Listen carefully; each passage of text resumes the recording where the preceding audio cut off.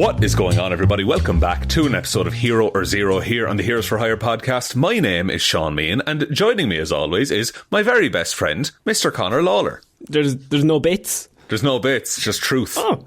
It's just hard facts. Hard facts, brother. Hi, I'm very excited to be here. This is a weird intro when I don't have to do improv, and I feel like it's worse. It's going worse now because I don't have to do a bad improv. Some people, ladies and gentlemen.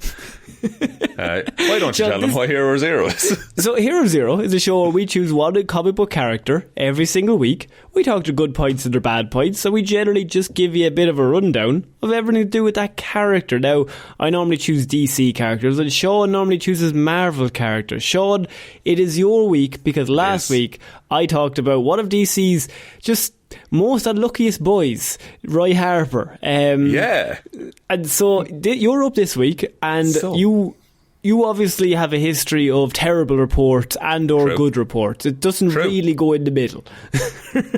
No, I'm ride or die, to be honest. Ride or die in reports. If this is your first episode, you don't have to do anything. If this is your second or above, we would really appreciate 5 stars, a like, a follow. The 5 stars on Spotify, by the way, going up, always great to see. Just the 3 dots at the top, you can just rate us there. Same with iTunes. I don't know how that helps, but it does. They like it. It makes computers happy somehow. So we all want to make the computers happy. And so, that's all you have to do. We have a Patreon as well if you want to head over there and support us. The links are all down below if you want to get access to any of that stuff or our merch and all blah, blah, blah. But Sean, it is your week. I'm excited about who you're going to do. I've no idea.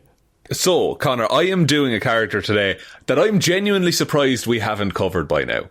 I look back in the old archives that are now deleted, and this character's never been covered on Hero or Zero. You've definitely heard of him, and I'm doing some reading on him.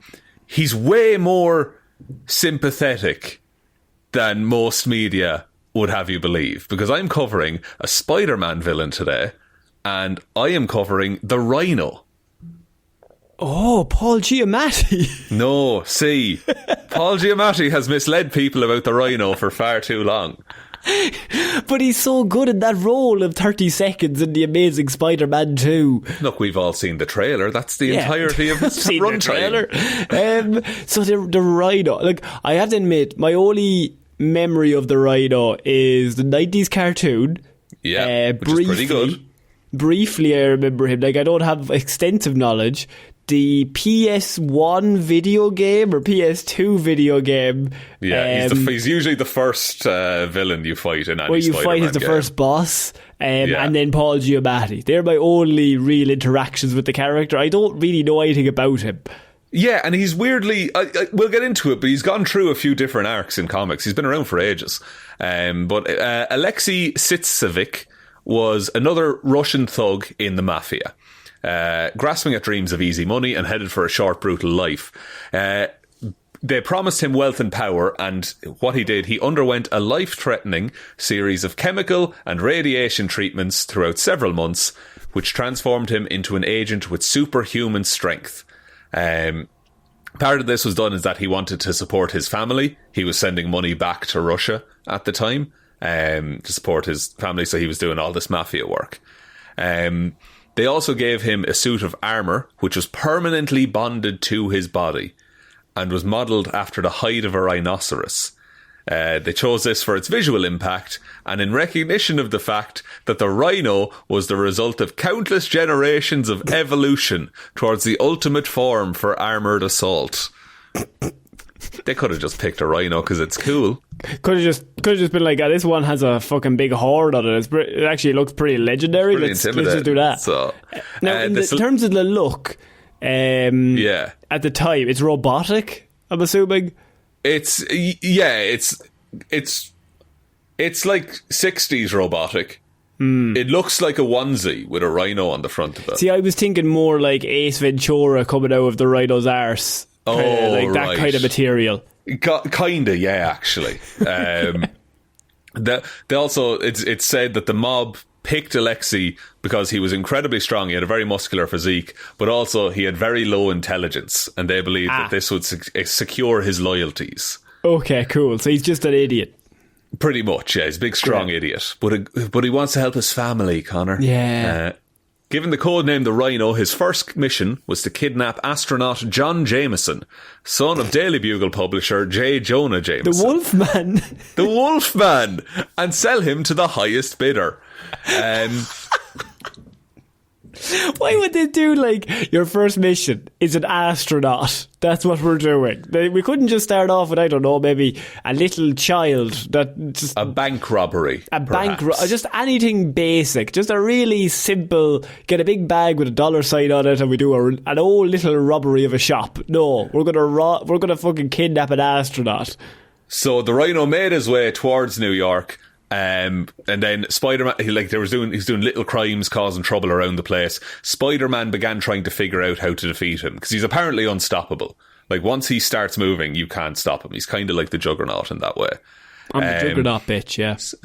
Indeed. Spider-Man discovered two key factors. One, once he began charging, the Rhino couldn't change directions or easily halt his advance. So he can't be stopped, but that's a detriment to him as well. And the second thing that Spider-Man learned is that Alexei was a big dumb idiot. Spider-Man deduced that if he could avoid a direct hit from the Rhino's horn, his superior tactical skills and agility would always leave him the victor in any fair fight. To be honest with you, thinking about it, Spider-Man's main asset is his agility to move side to side. Yes, and very good at that. And Rhino's biggest weakness is anyone with the ability to move side to side. It's a poor matchup for Rhino, I would say in terms of trump cards, or like are we stats comparison, I'm going to say Spider-Man might have it by a good distance in that he can just walk sideways every time he gets ran at. Yeah, and that's the end of things then. Yeah. After a few weeks, so Spider-Man defeated him. He was sent to a prison, and he was just kept under sedation because that was easier than trying to actually restrain him. After a few weeks, however, he did break out of the hospital and escaped, seeking revenge on Spider-Man, who defeated him again. This time using a special version of his web fluid that was acidic, so he just melted the Rhino suit off from him. Right. Okay. So he was recaptured, tried and convicted. He served a commuted sentence and was discharged. When he was released, the Russian spies who had transformed him approached him with the offer to strengthen him using gamma rays, Connor. They also developed a new acid-resistant rhinoceros suit. He must be thinking, God, they've told him everything. This can't go wrong. Having no other prospects of employment, the Rhino accepted the offer. The new series Surely of radiation... being unemployed is better than having gamma rays in the fucking 70s shot on your body. But he's an idiot as well. You need to remember That's this. true. They're like gamma rays. Unemployed. Safe gamma rays. The new series of radiation treatments were successful, and they doubled the Rhino's previous strength level. His first mission was to abduct Dr. Bruce Banner, so that the Soviets could use him to create even more gamma-ray treated superhuman assassins. Right, okay. The Hulk easily overpowered the Rhino, and Rhino was once again sent to a state facility under heavy sedation and high security. But he's just super strong. Yeah. He's super strong, can't be stopped. But okay, and when you say super strong, are we talking like Captain America super strong or Hulk super strong? Probably like close to the Thing. Like a fixed strength level, but quite strong. So pretty strong. Okay, cool. Yeah, he does later. He meets up with the leader, who increases his strength even more. Okay, like it's power creep. He's just going to keep getting stronger. I'm trying to scale it towards Hulk, and I'm like, it's a bit unfair to send him to fight Hulk. Yeah, but like Hulk gets stronger as he fights, which is the bullshit thing. At a base level, they could be quite similar, but then as it escalates, the Hulk is always going to win in a punching match. So Rhino was again imprisoned, and he had the option of being freed by a character called Miracle Man. The Rhino, however, did not wish to be freed, preferring to seek medical treatment to remove his costume, which was affixed to his skin and he could never remove. With the aid of the thing, the Rhino opposed the Miracle Man and accompanied him back to Project Pegasus, where they transferred him to a medical facility to start removing the suit. He also was hired by the Green Goblin for a time, and he again, the only reason he's doing this crime work is to send money back to his family in Russia. However, his family figures out what he's doing, and they're disgusted to learn the means that Alexei was using to gather funds. Now he's lost everything. He's lost everything. He's a man on the edge. Also, the treatments failed to restore him to normal. Of course, so he's literal gamma radiation. He's stuck in the big Rhino suit and he's gamma irradiated and super strong. You think, in my head, the Rhino suit was on and they're like buttered up his arms and like we're just going to slide this off, okay? We're just going to, and it's just stuck. Just, they cannot get it no matter how much butter they use. The Rhino then, he begins working for the Kingpin, but he double crosses the Kingpin because the scientists that the Kingpin had hired were actually told never to remove the suit. So the Rhino basically confronts the Kingpin on this, and they have the suit removed, but the Kingpin threatens Alexei, and he ends up getting a removable suit but still works for the Kingpin, is the end of that. So the idea is, we'll get the suit off you, but you got to work for me if we give you a better suit. Exactly. Because the Kingpin is just like, I'm in control of this, so this is what's going to happen. Yeah. This is a weird little side story before we get into the main Rhino bit. But the Rhino later found himself broke and alone during the holiday season. He stole a Santa Claus costume and made people give him money. He agreed to be a mall Santa, but became volatile when the kids did not get along with him. You know what? You got to respect that. Sometimes kids need to be told to go shut the fuck up, first of all. Sometimes a kid is a dickhead. Sometimes a kid is a dickhead, especially around Christmas. They can get super dicky. And so you need to just maybe say, hey kid, shut the fuck up, brother. Right? Yeah, we're all trying here. There'll be no presents on Christmas. There'll be no presents on Christmas. I'm Alexei, whatever my name is, and I will eat you if you want. The Sestovic is his last name. The Hulk was there, and a fight ensued in which the Rhino gored the Hulk, is the words that they use. Oh, okay. So impaled him on the horn. However, with a little girl crying, the Rhino spent the next few hours at the mall as Santa on much better behaviour. So he basically stabs the Hulk and then just goes back for his shift after lunch. Yeah, pretty much. He also later joins a minor league baseball team wearing a suit of Mecha Rhino armour.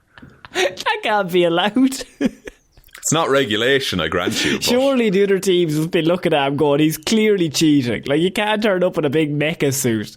I'd just be like, yeah, this is even. So when the Superhuman Registration Act came into effect, this is the lead up to Civil War in Marvel Comics, the Rhino saw Spider-Man unmask himself on television. The Punisher later began hunting the Rhino for accidentally killing a security guard during a bank robbery. The Rhino escaped and sent the widow of the victim a badly spelt letter, posing as a police officer her husband had worked with, alongside some money and promising to send her more. So he's starting to get out of the game a little bit here. He's both in and out currently. Yeah, he's just done crime for so long that he's just tied to a bunch of crime, and that's a lot of the work he gets. But he doesn't want to be a bad guy. He wants to be a mall Santa. It's a better gig, but it's very seasonal. The issue with that is you got a good strong maybe 6 weeks, and then you really got to figure something else out. Yeah. The Rhino decided to give up his life of crime entirely. He surrendered to the police and pled guilty to all charges against him. S.H.I.E.L.D. painfully removed his Rhino costume, and he was sentenced to 25 years in Rikers Island. The Russian mafia and other criminal gangs tried to recruit him, but he denied them all, even going so far as to completely avoid a breakout at one point. Oh! For his good behaviour and cooperation, he was released early on parole in order to make room for quote-unquote worse bad guys. Oh my God, he's turning good. Yeah, I love that trope when a criminal, there's a breakout happening and they're like, no, I deserve to be here. Like... It's one of those that it can work or else it can make them look like dumb. You got to be very, very delicate with that kind of storyline to be like, I'm smart enough to know that I deserve to be here. Especially for a character that starts as dumb as he does. He needs to go to that growing phase of, wait, maybe I was wrong. Maybe I was dumb. And he was absolutely taken advantage of, but he did also do all of those things. Yeah. So it's like, it's a whole thing. His first stop, when he was freed, his first stop after getting off the bus was that he went to a diner where the waitress, Oksana, was, like, not mean, like playfully mean with him. Oh. Because she knew he was an ex-con, and those were the only clients that ever came into that diner. So she was, like, friendly as a waitress, but she was also like, not... I don't know how to describe it. Like, not bullying, but just like, eat what you're given, it's better than prison food, all this kind of shit. Right, so I suppose could be considered dick behaviour from his perspective, but she probably doesn't mean it in a dick way from her perspective. Exactly, and he doesn't take it like that either, because he's quite entertained by this. He's like, this is just someone shooting the shit with me. Shooting the shit is a good phrase. You could just get the piss taken out of you. Exactly, yeah. And she's not afraid of him, which is a big thing. So what he does, he pays for his meals and he leaves. He rented a room at a motel and was met by a doctor from a scientific organisation who wanted to reinvent him as an all-new and improved Rhino. He declined the doctor's offer, went back to the diner and noticed Oksana was in the restaurant crying. He walked over to talk to her and discovered that she had been fired for being mean to the customers. What? So Alexei invites Oksana to have dinner with him. They start a relationship. They eventually got married and they live together in a small apartment in Yonkers. I thought I was waiting for the moment where she gets blown up or shot or like poisoned or something. No, they live quite happily for a while. just happy life. Yeah, the doctor eventually found someone else and a new and improved Rhino came after Alexei, feeling that he had to destroy the old Rhino if he was ever going to take up the mantle. Okay, makes sense. Spider-Man helped Alexei keep his new life by defeating the new Rhino. However, the replacement once again returned and murdered Alexei's wife. Oh, okay. Okay. We knew that was then coming. A really cool moment, Alexei puts the Rhino suit back on and easily kills the newcomer. Of course he does. You have that moment where like he opens the wardrobe, it's raining outside, there's the dramatic music playing in the background, and like the Rhino suit is looking back at him, and then he's just like, he's in the funeral clothes. He's just come from burying her and he's just like, there's only one fucking option now. I gotta take this guy out. He's taking everything from me. Yeah, and it's like, and I'm not Alexei, like Roy Harper last week. Like, I'm not Alexei anymore. I'm just the Rhino. Yeah, I'm just the Rhino. That's all I'm good for, because I tried to have a normal life and it got taken away from me. There was another event. We talked about this in the Ben Reilly report. Ben Reilly comes back as the Jackal and starts cloning a bunch of people, bringing a bunch of dead people back to life and stuff, goes a bit insane for a while. And Jackal gets Alexei to work for him by cloning his wife and bringing her back. Oh, Ben. Yeah. Ben. Rhino works as a security guard at the Jackal's headquarters, and like, enjoying his time with his wife. Does she have a personality, or is it just it's like she was never gone. Like... Oh, that's even worse. That's fucked up. Unfortunately, the Rhino was forced to see his loved one die once again when a turn of events in the Jackal's plans led to an audio frequency to be broadcast that made all of the clones break down and die. So what probably happens is, like, I don't know if he's even involved, but he knows there's bad shit going on, and Spider-Man's probably like, this is real bad, we need to stop this. And he's like, yeah, but if I stop them all, then I no longer have her, so I can't do that. Yeah, and actually, very interesting you say that. So, after Oksana decomposed and Rhino grieved motionless in front of the pile of ashes that used to be her, a quarantine team tried to get him to move, and the Rhino went on a rampage. Spider-Man goes to stop him, but doesn't fight him, convincing him to calm down and focus the pain of Oksana's death in honouring her by being the person she would have wanted him to be. Oh. Do you know what that is? That's great Peter Parker stuff too, because that's a part of Peter Parker that I don't think they've really ever tried to get in the movies. But like, comic book Peter Parker is just it's why he's everyone's favourite growing up, is that like his empathy. That like he just wants to be friends with them. If they try to do good, he will just try to do good with them, even though they might try to kill him later on. But Spider-Man kind of knows he's good enough that he will still survive, even if they try and kill him. So he's like, I'll just be nice to them if they're trying. That's the thing. There's always the chance that someone can get better. So that's why you shouldn't just kill. Just like Batman's breaking all of his bones. He's not helping him at all. Oh yeah, and just locking him away and then just staying the execution, basically. It's why Batman, it's why Spider-Man, everyone loves him. Superman probably would do the same. That he tries to help him. Yeah, like up to a point, and then he'll start snapping necks. Exactly. Neck snaps. So the Rhino then willingly surrendered, having set out to move forward. Spider-Man promised to check in on him later, and the two left as friends. Aww, okay. The Rhino would then begin to work for the law rather than against it. He ends up joining the Thunderbolts, but would leave the team and share its plans with Spider-Man, because the team had planned to take down the Purple Man, who you might know from Jessica Jones. They had planned to take down the Purple Man by targeting his children. And the Rhino was not cool with this.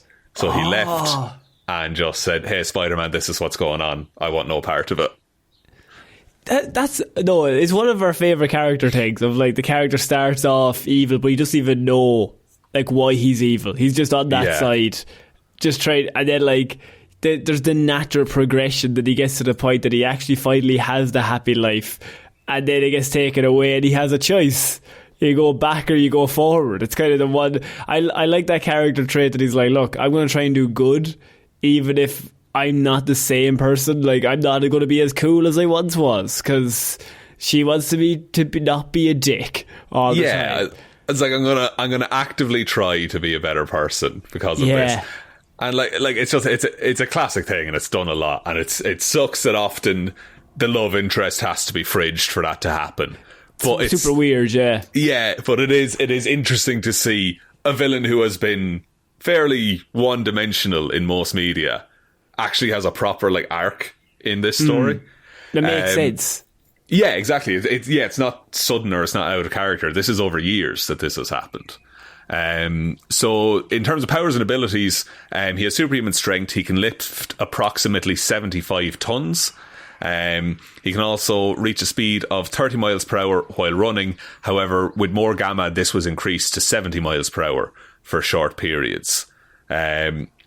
Superhuman stamina, so he can run for 24 hours before fatigue toxins start to build up. And he has superhuman durability, so his own body, even without his suit, can withstand high caliber bullets, extreme temperatures, and also light anti-tank weaponry without sustaining injury. Right. He's had very little formal training in hand-to-hand combat, but due to his strength and resistance to injury, he's a formidable fight. He was able to fight against the Hulk for days on end. Fuck. Jesus Christ. And in terms of weaknesses, limited maneuverability, he cannot change direction or easily halt his advance, and he also has below average intelligence. Yeah. Which often is his undoing, unfortunately. Yeah, he's the heavyweight. He's the muscle.